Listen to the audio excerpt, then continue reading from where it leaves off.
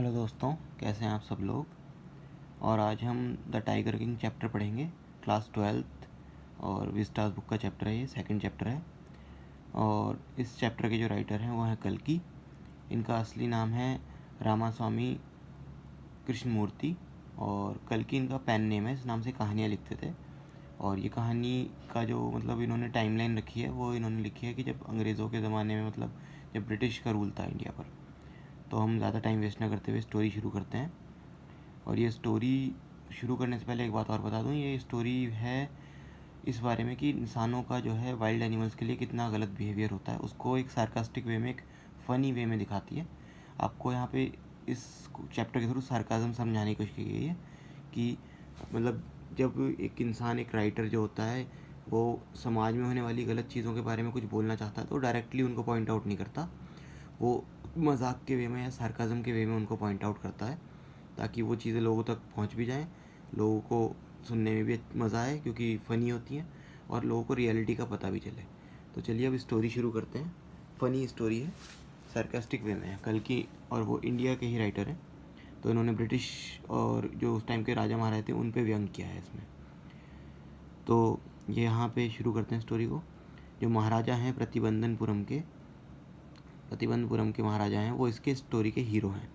उनको आप his highness जामेदार general कह सकते हो, खिलेदार मेजर, सता व्याघ्रा सामहारी, महाराजा धीराज, विश्वभुआना सम्राट, सर जिलानी जंग जंग बहादुर, MAD, ACTC, CRC के पता नहीं क्या क्या नाम है उनके, मगर ये सारा को शॉर्ट करके उनका नाम एक जो सबसे ज़्यादा फेमस है वो है द टाइगर किंग।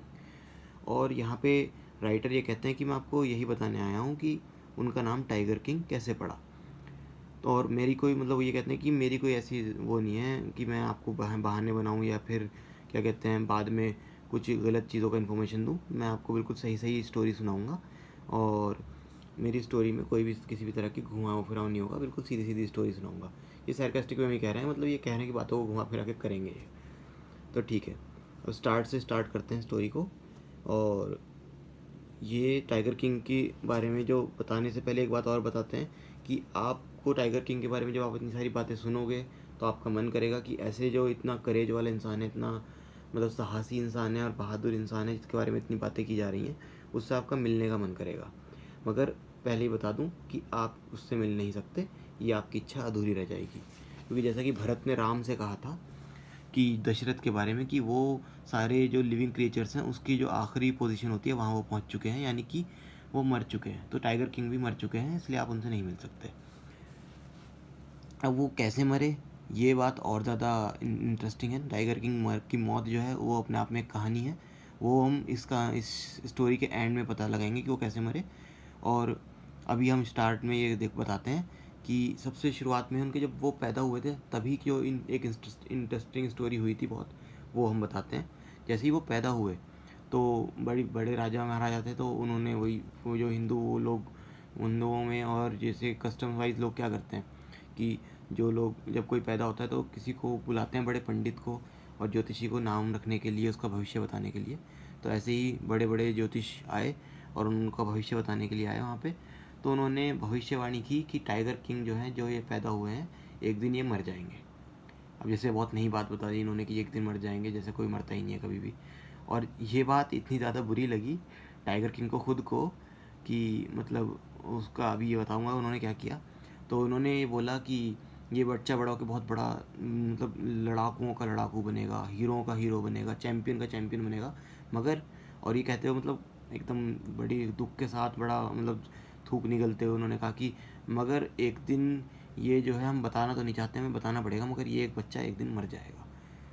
तो इस मूवमेंट पे जो है टाइगर किंग जो 10 दिन का बच्चा था, वो मतलब इतनी ये ज़्यादा बात अजीब लगी कि वो 10 दिन का बच्चा बोल पड़ा है। वहाँ पे चमत्कार हो गया और 10 दिन का बच्चा जो था जिलानी जंग जंग बहादुर, वो बोल पड़ा कि अरे समझदार, अरे वो समझदार प्रॉफिट्स मतलब वही कि वहाँ पे जो पंडित वगैरह थे, क्या वो समझदार पंडितों। तो हम लोग हर सब कोई इधर उधर देखने लगे, किसने आवाज़ कौन बोला, एक दूसरे की शक्लें सब देखने लगे।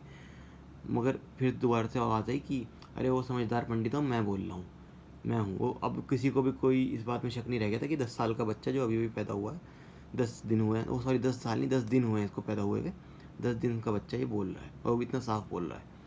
तो जो सबसे बड़ा जो ज्योतिष थे उन्होंने अपने नाक पे चश्मा लगाया और बच्चे को घूरने लगे, और उन बच्चे ने फिर दोबारा बोला कि जितने भी लोग पैदा हुए हैं उन्हें एक ना एक दिन मरना तो है ही, तो इसके लिए हमें आपकी भविष्यवाणी जानने की कोई ज़रूरत नहीं है। अगर आप हमें ये बता सकते कि मैं मरूँगा कैसे, तो शायद आप हमारी थोड़ी हेल्प कर देते। अब इतनी आसानी से इतनी बच्चे वाली आवाज़ में उन्होंने बहुत साफ साफ ये बात बोल दी। तो जो सबसे बड़े एस्ट्रोलॉजर थे उन्होंने अपने नाक पे उंगली रखी और वो मतलब सोचने लगे कि यार बच्चा है 10 साल का, बोल तो रही है, साथ साथ इतने इंटेलिजेंट क्वेश्चंस भी पूछ रहा है, मतलब ये तो चमत्कार हो गया। ये तो ऐसा हो गया जैसे कि हमारे आजकल के व्हाट्सएप में आते हैं ना मैसेज कि आपने देखा है इस दुनिया में ये हो गया वो हो गया। उस टाइम के अखबारों में ऐसी चीज़ें आती थी, तो उन्होंने अखबारों को लिए बोला है कि जैसे अखबारों में खबरें आती हैं इस तरह के बात हमारे साथ ये इंसिडेंट हो रहा है, बच्चा बोल रहा है छोटा छोटा, ऐसी मतलब जैसी फेक न्यूज़ कहने का मतलब है। फेक न्यूज़ के ऊपर एक कमेंट किया गया था यहाँ पे। तो जो चीफ एस्ट्रोलॉजर थे अपनी नाक पे से उंगली हटाई उन्होंने और फिर बच्चे की तरफ देखा, और फिर उन्होंने फिर एक ही बात बोली कि ये जो राजकुमार है ये बुल के घड़ी में पैदा हुआ है, बैल की घड़ी में पैदा हुआ है, बैल के घड़ी, और बैल का जो दुश्मन होता है वो शेर होता है, टाइगर, मतलब बाघ, शेर नहीं बाघ। टाइगर जो होता है वो उसका बुल का दुश्मन होता है, तो ये जो इनकी मौत होगी वो टाइगर की वजह से होगी, ये बात उन्होंने बोली। अब आपको लगेगा कि जो ये जो प्रिंस हैं जंग बहादुर वो डर गए होंगे टाइगर का नाम सुन के, उनका दिल कांप गया होगा, मगर ऐसा कुछ नहीं हुआ। उन्होंने तभी मतलब एक अंगड़ाई सी ली और बहुत मतलब एक मतलब वही जैसे शेर गुर्राता है जैसे टाइगर गुर्राता है, ऐसे गुर्राते हुए बोले कि अब टाइगरों को बच के रहना पड़ेगा, अब वो मुझसे बच के रहें क्योंकि अब उनकी मौत मैं बन के आ रहा हूँ। अब ये चीज़ उनकी लाइफ में एक अफवाह की तरह होके रह गई शुरुआत में जब वो पैदा हुए थे उसके बाद, और थोड़ा थोड़ा लगता है कि सच भी है, मगर बाद में इस चीज़ का हमें पता लगेगा ठीक से। अब जंग बहादुर बड़े होते चले गए दिन ब दिन, और इसके बाद उनके लाइफ में कोई चमत्कार हुआ नहीं, जैसा ये पैदा होने के बाद हुआ था वो एकदम बोल पड़े थे, उसके बाद ऐसा कोई चमत्कार उनकी लाइफ में हुआ नहीं। वो नॉर्मल जैसे परवरिश होती है राजकुमारों की ऐसे उनकी परवरिश हो रही थी, जैसे कि ब्रिटिश काल में ब्रिटिश के टाइम पे राजकुमारों की परवरिश हो रही है। यहाँ पे भी एक कमेंट करा गया है, एक सार्काज्म दिया गया है, अब वो बताता हूँ कैसे दिया गया है। उनका कि जो बच्चा था राजकुमार वो इंग्लिश गाय का दूध पीता था, इंग्लिश नैनी उसको पालती थी, इंग्लिश मैन आके उसको इंग्लिश में ट्यूशन देता था, और इंग्लिश फिल्म्स के अलावा वो कुछ नहीं देखता था। जैसे कि उस टाइम पे सारे इंडिया के क्राउन प्रिंस पाले जाते थे, मतलब उस टाइम पे राजकुमार जो है क्योंकि ब्रिटिश लोगों का शासन था, तो इंडिया के जो महाराजा बड़े बड़े राजकुमार भी थे वो सोचते थे कि ये लोगों की लाइफस्टाइल कितना अच्छा है, उनसे वो जलते थे या फिर उनके मतलब नकल करने की कोशिश करते थे। तो बड़े बड़े राजा महाराजा सोचते थे कि इंग्लिश में सब कुछ करवा देंगे बच्चे को, तो वो मतलब ब्रिटिश जैसा बन जाएगा और इन्हीं के जैसा हो जाएगा और मतलब आगे तरक्की करेगा, या फिर मतलब उन्हें लगता था ज़िंदगी भर हमेशा दुनिया में ब्रिटिश का ही राज रहेगा। तो इसीलिए वो अपने बच्चों की पालन पोषण ऐसे करते थे जैसे कोई ब्रिटिश बच्चे का पालन पोषण हो रहा हो। तो ये भी इसके ऊपर सार्काज्म किया है लेखक ने यहाँ लिख के कि वो इंग्लिश के अलावा कोई चीज़ में हर काम में वो इंग्लिश था उनका। तो और हर सारे स्टेट्स में इसी तरह क्राउन प्रिंस पाले जाते थे। फिर जब वो 20 साल के हुए तो राजगद्दी उनको मिल गई। अब राजगद्दी जब उनको मिल गई तो किंगडम में जितने भी लोग थे सबको ये बात याद आ गई, और राजा जब गद्दी पे बैठा था कि वो जो एस्ट्रोलॉजर ने वो करी थी कि ये जब राजा बनेगा उसके बाद बड़ा वो बनेगा, मतलब बड़ा बहुत महान राजा बनेगा, मगर एक दिन मर जाएगा और वो भी टाइगर के थ्रू। तो महाराजा के कानों में भी ये बात पड़ गई कि भाई लोग आपस में डिस्कस कर रहे हैं कि भाई महाराजा तो मर सकते हैं, टाइगर मार देगा उनको ये वो। अब प्रतिबंधपुरम में बहुत सारे जंगल थे और उनमें टाइगर भी थे बहुत सारे। तो महाराजा जानते थे कि महाराजा को मतलब एक पुरानी कहावत याद आई कि आप अपने सेल्फ डिफेंस में तो एक गाय को भी मार सकते हो, जबकि गाय कितनी सीधी सादी होती है, मगर अगर आपको सेल्फ डिफेंस की ज़रूरत पड़े तो आप उसको भी मार दोगे, वो भी पाप नहीं होगा। तो उन्होंने कहा कि जब गाय को भी सेल्फ डिफेंस में मारना पाप नहीं है तो फिर टाइगर्स को तो मार ही सकते हैं भाई। तो महाराजा ने उस दिन से अपना टाइगर हंट शुरू कर दिया सेल्फ डिफेंस में, क्योंकि मैं तो अपनी जान बचाने के लिए मार रहा हूँ, तो मुझे टाइगर्स को मारना पड़ेगा। तो महाराजा जब पहली बार टाइगर उन्होंने मारा अपने हाथ से तो वो बड़े मतलब थ्रिल हो गए, बहुत ज़्यादा उनको मज़ा आया और बहुत रोमांच सा आया उनको। और उन्होंने क्या करा कि भाई अब तो मैंने मार दिया टाइगर को, अब तो ये भविष्यवाणी गलत हो गई। तो उन्होंने जाके वो जो स्टेट का एस्ट्रोलॉजर था उसको बुलवाया और उसको दिखाया कि देखो मैंने तो मार दिया इसको, जानवर को तो पड़ा मरा पड़ा है, तुम कह रहे थे टाइगर मुझे मार देगा। तो उसने आप बताओ क्या कहते हो। तो उसने कहा कि महाराजा मैंने जो बोला था पूरी बात आपने सुनी ही नहीं, आप ऐसे ही जैसे इस शेर को मारा है ना, इस टाइगर को जैसे आपने मारा है, जैसे इस बाघ को मारा है, वैसे ही आप आगे 99 बाघ और मारोगे, 99 टाइगर्स को आप और मारोगे अभी। और मगर आगे दिक्कत होगी ना, आगे क्या दिक्कत होगी ना, कि आपको जो 100 नंबर का टाइगर है जब उसको आप मारोगे तब आपको केयरफुल रहना पड़ेगा, क्योंकि उस टाइम आपके ऊपर ख़तरा है, आपकी जान को तब खतरा है।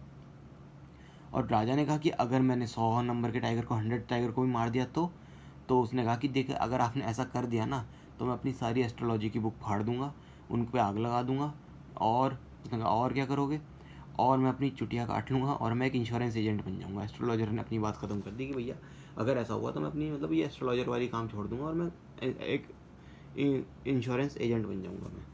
तो अब उस दिन से टाइगरों की तो मौज आ गई, मौज आ गई मतलब उनकी शामत आ गई। राजा ने जो है प्रतिबंधपुरम में जितने भी टाइगर रह रहे थे उनको मारना शुरू कर दिया, उनका शिकार करना शुरू कर दिया। स्टेट में बैन लग गया कि टाइगर का कोई शिकार नहीं करेगा सिवाय राजा के, और एक प्रोक्लेमेशन इशू कर दिया गया कि अगर किसी ने एक पत्थर भी मारा ना किसी टाइगर को तो उसकी सारी प्रॉपर्टी जो है वो राजा के कब्जे में आ जाएगी। तो महाराजा ने और दूसरे सारे मैटर जितने भी सारे जो, क्योंकि राजा थे भाई पूरी स्टेट का काम संभालना था, उन्होंने कहा ये सारे काम मैं बाद में देखूंगा, पहले मैं 100 टाइगर्स को मारूंगा, उसके बाद मैं बाकी प्रॉब्लम्स की तरफ देखूंगा। मतलब अपनी इच्छा पूरी करने के लिए उन्होंने पूरे स्टेट को यहाँ पे ऐसे ही छोड़ दिया। ये भी एक सार्काज्म किया गया है कि आज तक के लीडर्स पे सार्काज्म, लोग अपने बारे में सोचते हैं, बड़ा लीडर बनने के बाद भी, बड़ी पोस्ट पे आने के बाद भी अपने आप बारे में सोचते हैं और देश के हालात को ऐसे ही छोड़ देते हैं।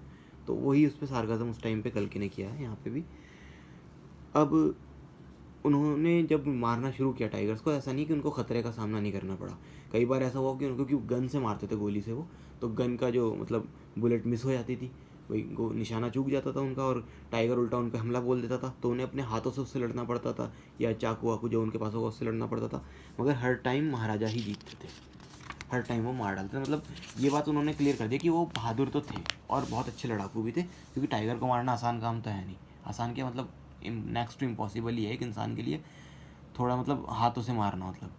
तो मतलब वो बहादुर थे, ये बात उसमें क्लियर कर दी गई है। और एक टाइम पे दूसरा नया तरीका का ख़तरा उन पर आ गया था कि वो अपनी राजगद्दी गंवाने वाले थे अपनी इस टाइगर हंटिंग के चक्कर में। हुआ ऐसा कि एक ब्रिटिश ऑफिसर है, वो प्रतिबंधपुरम आए, दुरई के थे वो, दुरई मतलब दुरई वाले उनको बोला जाता था, और वो उनको भी टाइगर के शिकार का बहुत शौक़ था, और सबसे बड़ा शौक़ था उन्हें कि मरे हुए टाइगर के साथ अपनी फ़ोटो खिंचवाने का। अब उन्होंने प्रतिबंधपुरम में महाराजा के पास रिक्वेस्ट भिजवाई अपने सेक्रेटरी से कि हमें आप परमिशन दे दीजिए कि आपके स्टेट में हम टाइगर्स का शिकार कर सकें। महाराजा ने इसको मतलब रिफ्यूज़ कर दिया, उन्होंने मना कर दिया कि नहीं, मैं ये परमिशन नहीं दे सकता, क्योंकि क्या कहते हैं, मेरे यहाँ पे ये रूल है कि मेरे अलावा कोई टाइगर हंट नहीं करेगा। कि आप चाहे कोई दूसरे शिकार कर लें, हम सूअर का शिकार रखवा सकते हैं, चूहे का शिकार रखवा सकते हैं, आप चाहें तो मच्छर का शिकार भी रखवा सकते हैं, मगर टाइगर हंट इम्पॉसिबल है। तो ब्रिटिश ऑफिसर के सेक्रेटरी को ने उनको जाके बात बताई कि ब्रिटिश ऑफिसर को कि महाराजा ऐसे ऐसे कह रहे हैं। तो उन्होंने कहा कि आप एक बात जाके दोबारा बोलो उनसे कि आप शिकार जब होगा तो आप ही मार देना टाइगर को, मेरा कोई टाइगर मारने का शौक़ नहीं, मुझे तो बाद में बस फ़ोटो खिंचवानी है उसके साथ। तो महाराजा ने इस बात को भी रिफ्यूज़ कर दिया, क्योंकि मतलब वो दुरई के जो वो थे, वो दुरई मतलब दुरई उनका नाम था ब्रिटिश ऑफिसर का, मतलब उसका टाइटल जो उन्हें मिला होता कि दुरई वाले थे वो। तो दुरई जो हैं वो क्या कहते हैं, अगर वो फ़ोटो खिंचवा लेंगे बाद में अपने साथियों को दिखाएंगे तो दूसरे ब्रिटिश ऑफिसर्स भी आ जाएंगे, वो कहेंगे हमें टाइगर का शिकार करना है, तो ऐसे तो मुश्किल हो जाएगी ना। तो क्या कहते हैं, उन्होंने उनको उसको मना कर दिया। मगर अब मना कर दिया तो उनको ख़तरा मंडराने लग गया, अरे ब्रिटिश ऑफिसर नाराज़ हो गया तो ये कंप्लेन कर देगा कल को मेरी, और कहीं वो ब्रिटिश सरकार मेरे पे हमला ना कर दे और मेरी राजगद्दी ना चली जाए। तो उन्होंने क्या करा, उन्होंने बहुत लोगों को भेजा अपने, और टेलीग्राम भेजा गया कलकत्ता में जो ब्रिटिश कंपनी थी एक ज्वेलर्स की, उसके पास टेलीग्राम भेजा गया, उनसे कहा कि अपने सबसे महंगे जो डायमंड रिंग्स हैं वो आप हमें भिजवाइए अलग अलग डिज़ाइंस के। तो 50 के आसपास रिंग्स आए। महाराजा ने सारा का सारा लॉट उठा के ब्रिटिश की जो ऑफिसर की बीवी थी उनको भेज दिया कि भैया ये 50 के 50 रिंग हैं। वो दुरा सैनी बोलते थे उनको, भाई वो दुराई थे, वो दुराई सैनी थी, तो उनको दुराई सैनी बोलते, दुराई सैनी के पास भिजवा दिया उन्होंने। महाराजा का तो ये सोचती कि वो एक दो अच्छा जो उनको लगेगा 50 में से जो भी अच्छा लगेगी, एक दो डायमंड की अंगूठी वो रख लेंगी। मगर दुराई सैनी ने उन्हें रिप्लाई भिजवा दिया कि सारे आपके सारे गिफ्ट्स के लिए थैंक यू, कहने का मतलब उन्होंने 50 की 50 रिंग रख ली। अब 2 दिन बाद बिल आया 3 लाख रुपए का, जो आज के 3 करोड़ या 30 करोड़ के आसपास का आज का वो होगा रकम आज के मुकाबले में। तो ऐसा कुछ बिल आया उनका 3 लाख का। मगर महाराजा फिर भी खुश थे, वो खुश थे कि चलो ठीक है कोई बात नहीं, पैसे गए तो गए, मगर हमने अपनी किंगडम बचा ली। अब महाराजा का टाइगर हंट चलता रहा, बहुत सक्सेसफुल भी रहा। उन्होंने 70 टाइगर मार डाले थे 10 साल के अंदर अंदर। मगर फिर एक पता नहीं अजीब सा रुकावट आ गई उनके उसमें, और उनका जो टाइगर हंट था वो एक तरीके से रुक सा गया। क्योंकि क्या हुआ कि जो टाइगर थे उस एरिया में, प्रतिबंधपुरम के जंगलों में, वो ख़त्म होने लगे, मतलब मिलते ही नहीं थे, गायब होने लगे बिल्कुल। अब पता नहीं क्या बात थी, क्या पता टाइगर्स ने बच्चे पैदा करना छोड़ दिया था, बर्थ कंट्रोल शुरू कर दिया था, या फिर उन्होंने वो सिंपली भाग गए थे वहाँ से छोड़ के, कि वो चाहते थे कि भाई महाराजा क्या तो नहीं मरना हमें, हम ब्रिटिश लोगों के हाथों मरना मंजूर करेंगे, महाराजा क्या तो नहीं मरेंगे, मतलब शायद वो भाग गए थे, मतलब ये चीज़ हुई। तो महाराजा ने एक दिन अपने दीवान को बुलाया और दीवान से कहा, अब ये भी बड़ा फ़नी बीच में इंसिडेंट रखा है, कि उन्होंने दीवान को बुलाया, दीवान से कहा कि दीवान साहब 30 टाइगर बचे हैं अभी भी, मेरी गन से मरने वाले हैं। तो उन्होंने ऐसे गन दीवान की तरफ पॉइंट कर दिया कि मेरी गन से 30 टाइगर अभी और बच रहे हैं, आपको इस बात की खबर नहीं है? तो दीवान ने कहा, सर मैं कोई टाइगर तो हूँ नहीं। तो राजा ने कहा कि आपको कौन बेवकूफ़ टाइगर कह रहा है? तो सर मैं कोई गन भी नहीं हूँ। क्योंकि आपको मैं गन भी नहीं कह रहा हूँ, ना आपको टाइगर कह रहा हूँ दीवान साहब, मैंने तो आपको दूसरी वजह से बुलाया है। मैंने तो सोचा कि अब मैं शादी कर लूँ। तो दीवान फिर दोबारा गिड़गिड़ाने लगा कि सर मैं 2 शादी ऑलरेडी कर चुका हूँ, अब मैं आपसे शादी करूँगा? तो राजा इस बात पे जो है वो कहने लगे, बेवकूफ़ी वाली बात मत करो, मैं चाहता हूँ कि मैं एक टाइगर।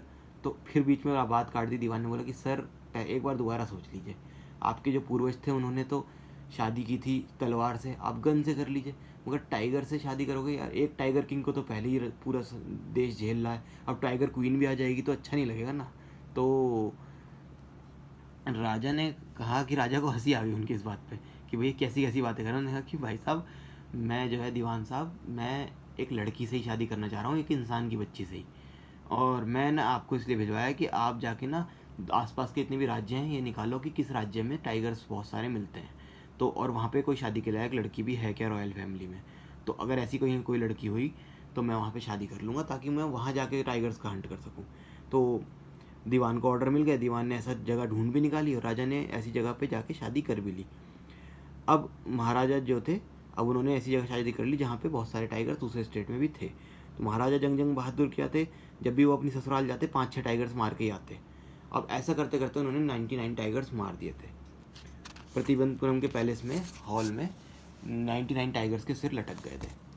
अब महाराजा की जो एंग्जाइटी थी, जान लो उनके अंदर का जो रोमांच था वो मतलब बिल्कुल अपने टॉप पे पहुंच गया कि यार अब तो आखिरी एक टाइगर बचा है बस, मतलब बिल्कुल उनका ये कि बस अब तो एक टाइगर और मार दूं, बस मेरा सपना पूरा हो जाएगा। और दिन में रात में ये सपना देखते थे कि जल्दी जल्दी बस एक टाइगर और मार दूं। अब 99 टाइगर्स जो इंसान मार चुका हो वो तो बड़े, मतलब टाइगर मारना तो उसके लिए बड़ी बात है ही नहीं ना, अब तो वो कहेगा कि बस जल्दी से आ जाए सामने और मार दूँ मैं। तो वो यही सोचते रहते थे हर टाइम कि एक टाइगर बचा है, उसको मार देता हूँ, बस मेरा काम खत्म, इसके बाद मैं टाइगर का शिकार बंद ही कर दूंगा, मैं नहीं करूँगा इसके बाद, मैं तो थक गया हूँ। अब मगर उनको एक बात और याद आ गई, उन्होंने कहा, एस्ट्रोलॉजर ने कहा था कि आखिरी जो टाइगर होगा 100 नंबर का, उसके साथ आपको केयरफुल रहना पड़ेगा। तो ये बात मतलब वो उनके दिमाग में घूम गई, क्योंकि टाइगर भैया होता तो ख़तरनाक जानवर ही है ना, अब चिंता तो करनी पड़ेगी। मगर अब चक्कर ये हुआ कि अब 100 टाइगर ढूंढा कहाँ जाए। उस टाइम टाइगर का दूध ढूंढना टाइगर ढूंढने से ज़्यादा आसान था, मतलब अब टाइगर वहाँ भी नहीं मिल रहा था। अब चक्कर ये हुआ कि जो उनकी ससुराल में भी टाइगर ख़त्म हो गए, महाराजा को वहाँ भी टाइगर नहीं मिल रहे थे। अब महाराजा जो है बड़े दुख में डूब गए। मगर बड़ी जल्दी एक खुशखबरी आई पास के गांव से, जो उनके खुद के राज्य का गांव था, कि वहाँ पे भेड़ें गायब हो रही हैं।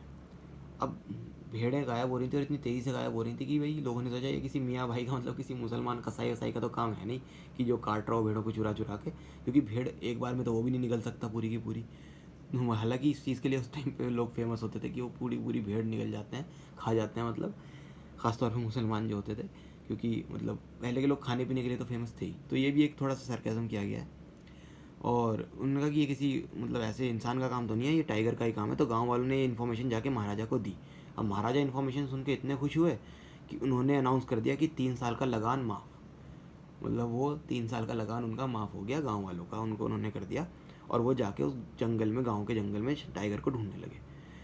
अब मगर ये टाइगर भी ऐसा था, ऐसा लग रहा था कि इसे पता था कि 100 नंबर का ये महाराजा के साथ गेम खेल रहा था, सामने आ ही नहीं रहा था। अब महाराजा भी बिल्कुल अड़े हुए थे, उन्होंने कहा मैं जब तक जंगल छोड़ूंगा ही नहीं जब तक मैं टाइगर को मार नहीं देता। और जैसे जैसे दिन बढ़ते गए टाइगर मिल नहीं रहा था, महाराजा का गुस्सा बढ़ता जा रहा था। बहुत सारे ऑफिसर्स इस चक्कर में उन्होंने अपनी जॉब गंवा दी। अब एक दिन तो उनका गुस्सा बहुत ज़्यादा बढ़ गया। उन्होंने कहा कि भैया ऐसा करो, इनका लगान माफ़ करना तो दूर, इनका लगान दुगना कर दो। ये लोग बड़ा है ना, इन्होंने मुझे बेवकूफ़ बनाया, यहाँ कोई टाइगर नहीं। तो अब क्या कहते हैं, जो उनका जो भी ऑफिसर था उसने बोला कि सर ऐसा मत करिए, लोग आपसे जो है ना अलग हट जाएंगे, कल को पता चला वो कांग्रेस वालों के पास चले जाएं और वो फिर कांग्रेस वाले आपका राजा वाला सिस्टम भी ख़त्म करवा दें, इंडियन नेशनल कांग्रेस वाले। उस टाइम पे मतलब ये भी एक सिस्टम चला था कि जो मतलब जो एक पार्टी थी ये इंडियन नेशनल कांग्रेस, जो लड़ रही थी अंग्रेज़ों के खिलाफ भी और ऐसे ऐसे राजा महाराजाओं के खिलाफ भी जो लोगों पे जुल्म करते थे, तो उसके बारे में भी उन्होंने बात करी है यहाँ पे।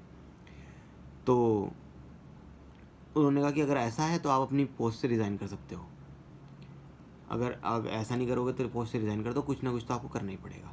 तो दीवान ने कहा कि भैया महाराजा को अगर टाइगर नहीं मिला तो ये मेरे ऊपर ख़तरा मंडरा रहा है, मेरी जॉब पे ख़तरा मंडरा रहा है। तो अब एक उन्हें बात याद आ गई, उनको एकदम अपनी जान में जाने, उन्होंने कहा कि पीपल्स पार्क, मतलब मद्रास में एक पीपल्स पार्क, यानी कि वहाँ का जू होगा, यहाँ पे नेशनल पार्क होगा वहाँ का, वहाँ से एक टाइगर आया था, उनके घर में छुपा हुआ था, छुपा के रख रखा था उन्होंने। तब उनको पता लगा कि भैया ऐसा कोई टाइगर भी है, मतलब एक वो मतलब जंगली नहीं था, वैसा था जो मतलब पार्क में जू वगैरह का वाला टाइगर था वो। तो वो उनके घर में छिपा हुआ था। उन्होंने कहा, अब रात को उन्होंने आराम से वो सो गए। अगले दिन अपनी वाइफ को उन्होंने कहा कि अब उस टाइगर को, मतलब वो मरा हुआ शायद टाइगर था, जो भी था, उस टाइगर को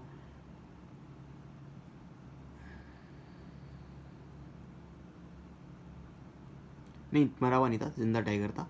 तो रात में जब वो सो गए आराम से, फिर उन्होंने टाइगर को ले गए और गाड़ी में बिठाया और अगले दिन सीट पे, पीछे की सीट पे, और बाद में वो कार को सीधा जंगल लेकर महाराजा जहाँ शिकार कर रहे थे, और उन्होंने कहा कि अब जंगल में टाइगर को छोड़ देते हैं, ये टाइगर महाराजा को मिल जाएगा, वो मार देंगे इसको। मगर अब टाइगर सत्याग्रह पड़ गया। अब टाइगर जो है वो कहने लगा मैं बाहर नहीं निकलूँगा गाड़ी से, और वो जो है बिल्कुल, उन्होंने बहुत कोशिश करी मगर वो गाड़ी से बाहर निकला नहीं। उसी दिन क्या हुआ कि जो पुराना टाइगर था, जिसको एक्चुअल में राजा ढूंढ रहे थे, वो जो वहाँ पे भेड़ों को गायब कर रहा था, वो ऐसे सामने आ गया जैसे कि महाराजा ये क्या ऑर्डर है, मारना है मार दो, कोई बात नहीं। वो उनके सामने आ गया और महाराजा ने देखा कि भाई तो सामने आ गया, उन्होंने उठाया अपने गन और उस पर एम किया और गोली चला दी। वो एकदम गिर पड़ा गोली खा के। अब उन्होंने कहा कि मैंने तो भैया 100 नंबर का टाइगर मार दिया है, मेरा काम अब फुलफिल हो गया, मेरी जो शपथ थी वो पूरी हो गई है। महाराजा बहुत खुश हो गए इस बात से, और उन्होंने कहा कि टाइगर को जो है अब बड़े शान से धूमधाम से वहाँ लेके आओ, इसका जनाजा जो है बड़े शान से धूमधाम से, क्योंकि 100 नंबर का टाइगर है, वहाँ में निकालेंगे और उसको लेके आओ। वो चले गए अपनी गाड़ी में बैठ के। महाराजा के जाने के बाद जो शिकारी थे उन्होंने ध्यान से टाइगर को देखा, तो टाइगर जो है वो आँखें घुमा घुमा कर उनको देख रहा था। अब उन्होंने देख लिया कि भैया यहाँ तो टाइगर मरा नहीं है, लगता है गोली जो है चूक गई, और ये बस गोली के डर से बेहोश हो गया, कि भैया गोली चली उसकी आवाज़ सुन के, उससे डर से बेहोश हो गया और कुछ नहीं हुआ। उनका अगर राजा को पता लग गया ये मरा नहीं है तो भैया हम मर जाएंगे। तो बस शिकारी ने क्या करा, बहुत 1 फुट दूर से उस पर निशाना लगाया और इस बार वो निशाना झुका नहीं, उन्होंने उसको मार दिया। अब वो टाइगर, अब शिकारी ने मार दिया, बस कहने का मतलब ये था, राजा ने नहीं मारा था। तो अब जैसा जैसा बोला गया था, डेड टाइगर को लाया गया, उसकी लाश को लेकर आया गया और वहाँ पे दफनाया गया, पूरे अच्छे से धूमधाम से सारा काम किया गया, और उसके ऊपर एक वो मकबरा बना दिया गया इस यादगार में कि 100वां टाइगर था जो राजा ने मारा था। अब कुछ दिनों बाद राजा के बेटे का तीसरा बर्थडे था, और महाराजा जो है उन्होंने अपना पूरा ध्यान, अब तक तो टाइगर हंटिंग पे ही लगा रखा था, तो अब वो बच्चे को कोई टाइम दे ही नहीं पा रहे थे, मगर अब उन्होंने कहा कि अब तो ये बच्चे पे ध्यान देना चाहिए, 3 साल का बच्चा हो गया है। तो उन्होंने कहा कि उसको बहुत अच्छा सा कोई गिफ्ट दूंगा बर्थडे पे। तो वो एक शॉपिंग सेंटर गए प्रतिबंधपुरम में, और हर शॉप में उन्होंने ढूंढा मगर उनको कोई ढंग का गिफ्ट समझ में नहीं आया। बाद में उनको एक दुकान में एक लकड़ी का टाइगर ही दिखाई दिया, क्योंकि इतने दिनों टाइगर मार रहे थे तो वहीं पे नज़र टिकी जाके, टाइगर दिखाई दिया। उन्होंने कहा ये परफेक्ट गिफ्ट है, यही दूंगा उसको गिफ्ट में। अब जो लकड़ी का टाइगर था वो केवल 2 आने का था, बड़ा चीप सा था वो, मतलब, और 2 आना और 50 पैसे का था वो। मगर शॉपकीपर जानता था कि अगर यहाँ पे उसने इतना कम प्राइस महाराजा को बताया ना, तो उसको भी मतलब सज़ा मिलेगी उल्टा, कि इतना सस्ती चीज़ महाराजा को बेचते हो, शर्म नहीं आती। तो उसने कहा कि योर मेजेस्टी, ये बहुत ही बढ़िया नमूना है, बड़ा ही अच्छे से नक्काशी करी गई है इस पर लकड़ी पे, और 300 रुपये का ये है। 300 रुपये बड़ी रकम होती थी उस टाइम पे, तो 300 रुपये का ये माना जाएगा, मिलेगा आपको। वेरी गुड, इसको पैक करवा दो और हम बर्थडे को यही देंगे। किंग ने उसको उठाया और अपने साथ लेके जाने लगे टाइगर को उठा के। एक दिन वो अब ले गए उसको, टाइगर को। अब वो एक दिन बाप बेटा टाइगर के साथ खेल रहे थे, अब वो टाइगर था तो 2 आने का ही बना हुआ, तो मतलब वो था तो चीप ही, तो उसको कोई बहुत ही अनस्किल्ड इंसान ने बनाया था। जो कारपेंटर था वो ज़्यादा स्किल्ड वाला नहीं था, कोई ऐसे ही था। उसको सरफेस बड़ा रफ था और छोटी छोटी उस पर जो है लकड़ी की फांस निकली हुई थी। सिल्वर्स लिखा हुआ है, सिल्वर्स का मतलब होता है फांस, और चारों तरफ निकली हुई थी जैसे कि मतलब एक बहुत सारे कांटे निकले हुए हों। एक फांस जो है वो महाराजा के सीधे हाथ में घुस गई, और वो फिर भी उन्होंने अपने लेफ्ट हैंड से वो खेलते रहे, कोई बात नहीं, उन्होंने उसको निकाल दिया फांस को और वैसे ही खेलते रहे। मगर वो फांस की वजह से ना उनके हाथ में हो गया इन्फेक्शन, और 4 दिनों के अंदर अंदर वो इन्फेक्शन जो है पूरी बाह में फैल गया उनके। 3 फेमस जो सर्जन्स थे उस टाइम पे वो बुलाए गए मद्रास से, और उन्होंने बहुत कंसल्टेशन के बाद डिसाइड किया कि वो ऑपरेशन करेंगे इसका, और ऑपरेशन हुआ। फिर तीनों सर्जन उन्होंने ऑपरेशन करा, करके वो बाहर है, उन्होंने अनाउंस किया कि ऑपरेशन बहुत सक्सेसफुल था, महाराजा मर गए। मतलब ऑपरेशन तो सक्सेसफुल हो गया मगर महाराज मर गए, ये उन्होंने बता दिया। इस तरह से अब आपने देखा कि 100 नंबर का जो टाइगर था उसने अपना बदला टाइगर किंग से ले लिया था, मतलब जितने उन्होंने शेर मारे उसका बदला उस 100वें टाइगर ने ले लिया था। उस एस्ट्रोलॉजर की भविष्यवाणी आखिर में आके सच हो गई। तो ये चैप्टर यहाँ पे हो जाता है ख़त्म। आपने देखा कितने फ़नी वे में कल्कि ने इसको डिस्क्राइब किया है कि, और ये भी बता दिया हमें कि मतलब कितना लोग केयरलेसनेस बरतते हैं टाइगर्स के लिए, वाइल्ड एनिमल्स के लिए बेसिकली। और फिर इंसान अपने अलावा किसी को कुछ समझता ही नहीं है, सीधी सी बात ये है। चाहे वो टाइगर हो चाहे कोई भी जानवर हो, इंसान सिर्फ अपने बारे में सोचता है, अपनी परवाह करता है।